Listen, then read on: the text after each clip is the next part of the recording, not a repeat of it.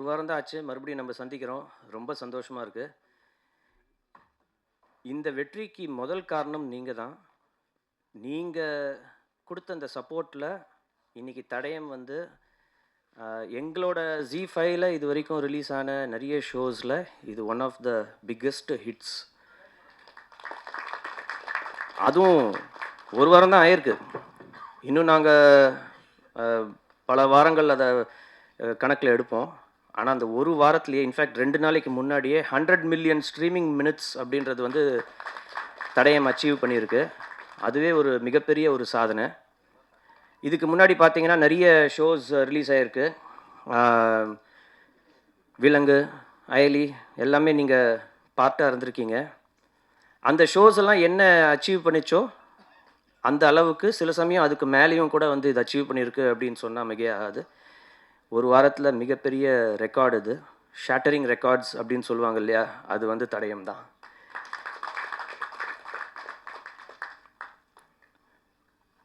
அதனால் நான் உங்கள் எல்லாருக்குமே வந்து பெரிய ஒரு தேங்க்யூ சொல்லணுன்ற ஒரு நன்றி கடன் பட்டிருக்கேன். நீங்கள் இல்லைன்னா இது நடந்திருக்காது. அடுத்தடுத்து இன்னும் நிறைய வரப்போகுது. பட் இதை நீங்கள் கொண்டு போய் எப்படி சேர்க்கணுமோ அதை கொண்டு போய் சேர்த்துருக்கீங்க. ரொம்ப தேங்க்ஸ். இந்த தருணத்தில் பார்த்தீங்கன்னா மறுபடியும் மேடையில் இருக்கிறவங்க அனைவருக்கும் என்னோட நன்றி. ஒவ்வொருத்தரையாக சொன்னால் அது வந்து டைம் இழுத்துரும். ஆனால் இதுக்கு ரொம்ப பெரிய ஒரு பக்கபலமாக இருந்த என் அண்ணன் கனி சார் அவருக்கும், ஆந்திராலேருந்து இப்போ வந்து மிரட்டிட்டு இருக்கிற ராஜ் அவருக்கும், சிவதா இன்றைக்கி வரல, ஆனால் அவங்களும் இன்றைக்கி பார்த்தீங்கன்னா பெரிய லெவலில் எல்லா சோஷியல் மீடியாலையும் பார்த்தீங்கன்னா அவங்கள பற்றி புகழ்ந்து தள்ளிட்டு இருக்காங்க அப்படியே. ஸோ அவங்களுக்கும், ஒர்க் பண்ண அத்தனை டெக்னீஷியன்ஸுக்கும், நடித்த அத்தனை ஆக்டர்ஸுக்கும் என்னோடய நன்றி. இதை ப்ரொடியூஸ் பண்ண அஜய்க்கு நன்றி. தமிழ்மணி சார் ரொம்ப ரொம்ப நன்றி. ஸோ அடுத்த ஒரு படைப்போடு மீண்டும் உங்களை சந்திக்கிறேன். நீங்கள் வந்து இப்போ அவளோட இருக்கிற மற்றவங்களோட பேசுங்க. தேங்க்யூ. எல்லாருக்கும் வணக்கம். This is a massive welcome for me. Seriously, I didn't expected this, but thank you so much to everybody who is part of this Tadayam, especially Kaushik sir, Naveen, Ajay Sharma, and our Kani sir. Thank you so much, because I'm getting messages from every corner of Tamil Nadu state. They owned me like anything.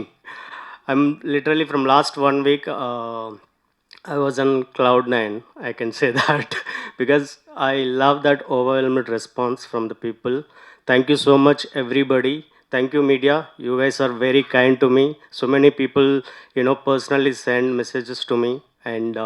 And one more thing, memers, man, you people did a fantastic job. I know everybody is tagging me, and love you all. Thank you so much. Thank you so much. ரொம்ப சந்தோஷமாக இருக்குது இந்த moment cherish பண்ணுறதில்ல. Because work பண்ணும்போது எங்களுக்கு deadline அது இதெல்லாம் நிறையா இருந்துச்சு. ஸோ நாங்கள் நல்லா ஒர்க் பண்ணணும் அப்படின்ற இன்டென்ஷனோட ஒர்க் பண்ணோம். அதோட ரிசல்ட் வந்து ரீச் ஆயிடுச்சு அப்படின்னு நினைக்கும் போது உண்மையிலே hard work has given us the success. Thank you so much.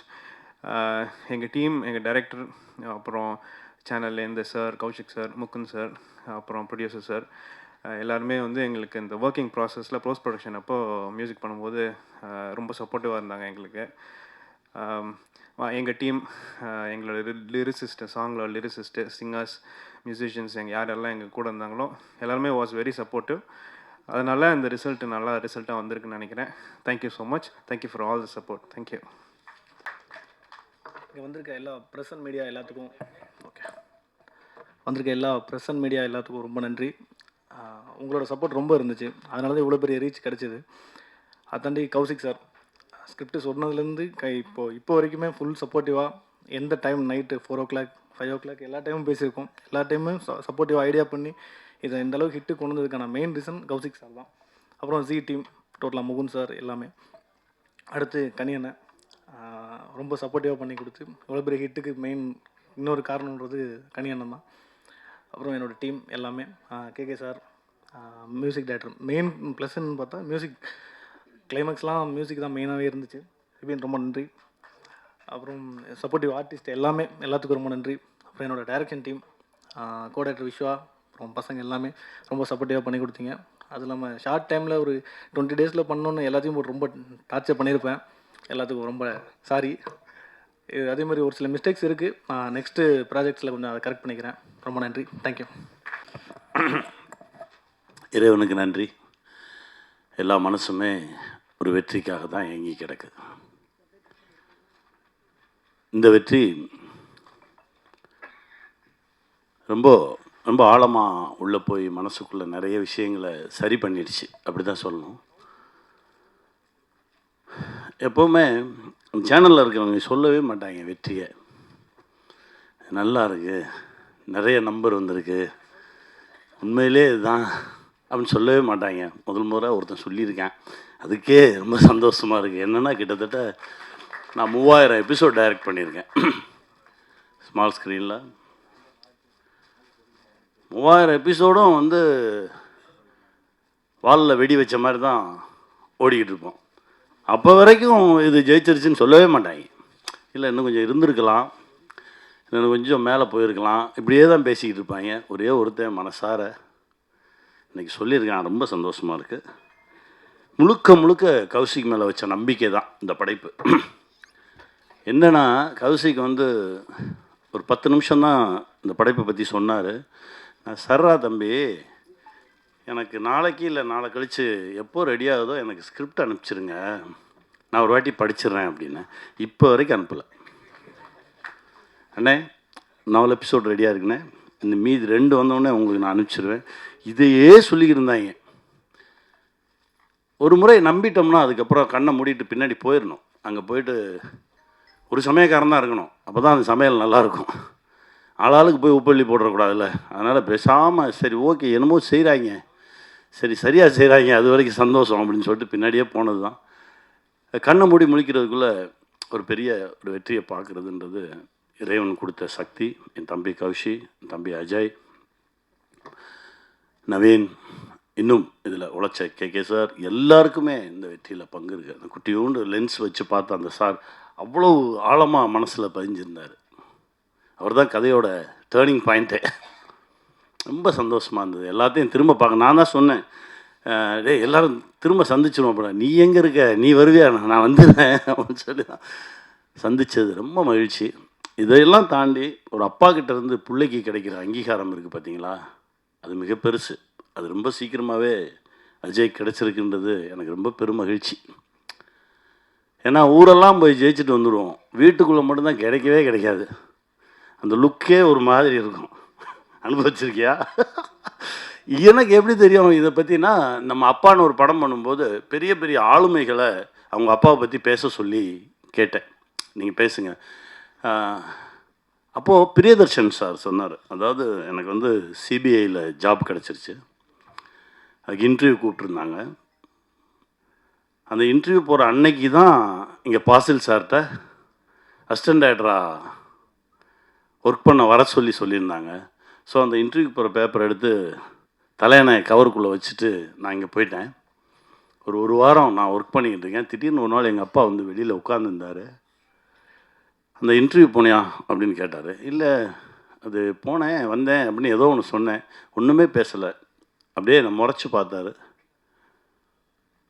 இனிமேல் என் கூட பேசாத அப்படின்னு சொல்லிட்டு போயிட்டார். இதற்கு பிறகு கிட்டத்தட்ட 70 படம் டைரக்ட் பண்ணியாச்சு. ஊரே கொண்டாடுது, ஆனால் அப்பா மட்டும் பேச மாட்டேன்றார். ஸ்டேட் அவார்ட்ஸ் வருது, பேசலை. தேசிய விருதுகள் வருது, பேசலை. கடைசி பத்மஸ்ரீ விருது வாங்குறாரு. வாங்கிட்டு வீட்டுக்கு போகும்போது அதே அப்பா, சாரிடா நீ சரியான வழியை தான் தேர்ந்தெடுத்திருக்க அப்படின்னு சொல்லி தோளில் தட்டி கொடுத்தாராம். இது நடக்கிறதுக்கு 30 வருஷம் ஆச்சு அப்படின்னு. அந்த மாதிரி தகப்பன் ஒரு கனவுல இருக்கும்போது அந்த தகப்பன் கனவை பிள்ளைங்க ஈடுகட்டுறது ரொம்ப கடினம். அது இப்போது தம்பி அஜய் கிடச்சிருக்கிறது ரொம்ப பெருமகிழ்ச்சி, ரொம்ப சந்தோஷம். இந்த வெற்றி இன்னும் நிறைய தூரம் எங்களை இழுத்துட்டு போகும், நிறைய தூரம் கொண்டு போய் எங்களை நிறுத்தும். என் தம்பி முகுந்தனுக்கு நன்றி சொல்லணும். பேய் மாதிரி ஒருத்தன் இயங்கிக்கிட்டே இருந்தான் அந்த செட்டில். ட்ரெய்லர் ரிலீஸ் அப்பவும் வரல, ஜெயிச்சதுக்கப்புறம் வரல. எங்கடான்னு கேட்டால் இப்போ எங்கேயோ பக்கத்து மாநிலத்தில் அடுத்த படைப்பில் இருக்கான் அப்படின்னு சொன்னாங்க. ரொம்ப சந்தோஷமாக இருந்தது. பெரிய பெரிய ஆளுமையான இடம் அந்த தம்பிக்கு கிடைக்கணுன்றா தம்பி. கௌஷி கொடுங்க. சாரி, நடுவில் ஷாக் அடிக்குது. அவர் இங்கே இருக்கும்போது இருந்ததை விட பெரிய போஸ்ட்டுக்கு தான் இப்போ கொச்சினுக்கு அவருக்கு அனுப்பியிருக்கோம். சந்தோஷம், ரொம்ப மகிழ்ச்சி. இந்த வெற்றி இன்னும் நிறைய உரமாக இருக்குது. இன்னும் பல வெற்றிகளை கொடுக்கறதுக்கான ஓட்டத்தை தெம்பையும் கொடுத்துருக்கு. ஜெயிப்போம், திரும்ப திரும்ப சந்திப்போம், மகிழ்ச்சியை பகிர்ந்துக்குவோம், வெல்வோம். என் அருமை சகோதர சகோதரி பத்திரிகையாளர்களே, நான் உங்களில் ஒருவன். என்னுடைய வாழ்க்கை உங்களிடம்தான் தொடங்கியது. அதில் என்னோடு பணியாற்றியவர்கள் நாங்கள் சகோதரர்கள பழையவர்கள் இதில் நிறைய பேர் இங்கே இருக்கிறீங்க. அதனால் நான் என்னுடைய வாழ்க்கை தொடக்கத்திலிருந்து என் வாழ்க்கைக்கு சப்போர்ட்டாக இருந்த உங்களுடைய எல்லோருடைய கமலமலர் பாதங்களிலும் என் நன்றியை சமர்ப்பிக்கின்றேன். இது மேடையில் அமர்ந்திருக்கின்ற என் மகன்கள் என்று சொல்லும் பொழுது உங்களுக்கெல்லாம் ஆச்சரியமாக இருக்கும்.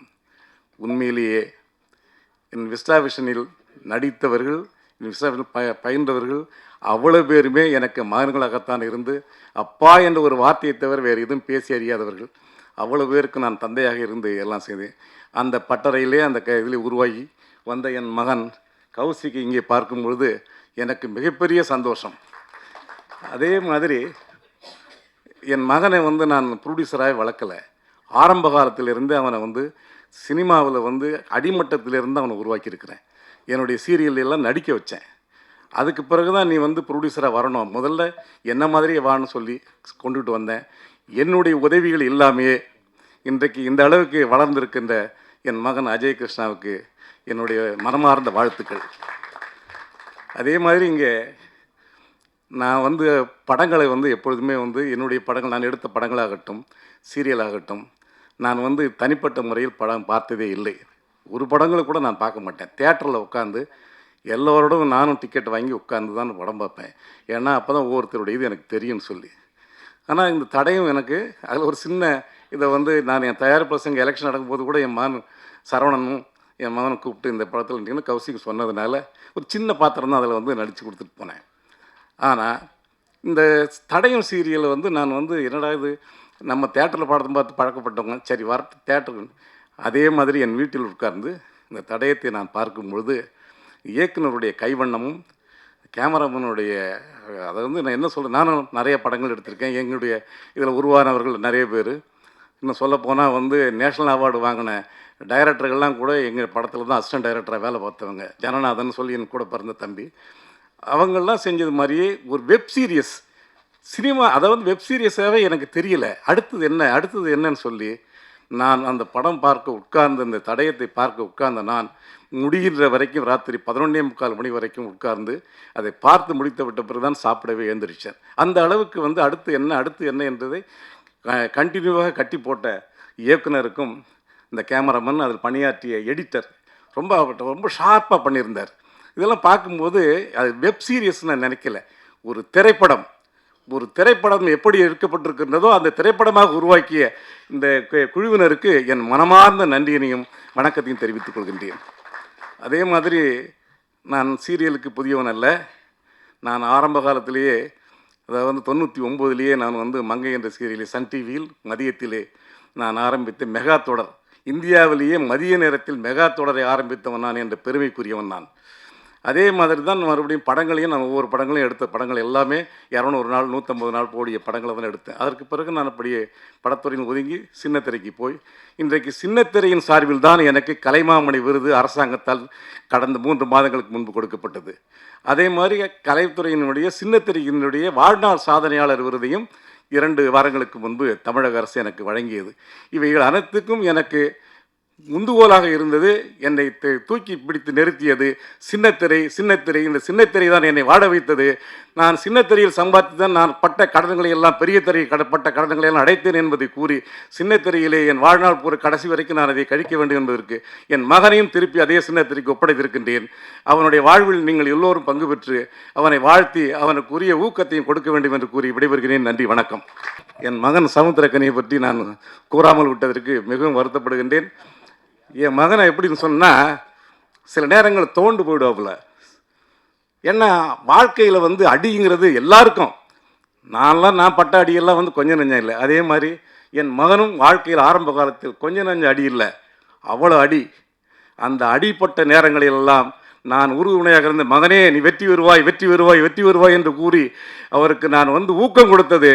அந்த தகப்பன் என்ற முறையிலே நான் என் மகனுடைய இன்றைய வெற்றியை பார்த்து சந்தோஷப்படுகின்றேன். என் மகனோடு 2-3 படங்களில் நடித்ததை நான் பெருமையாக கருதுகிறேன் என்று கூறி விடைபெறுகிறேன். நன்றி, வணக்கம்.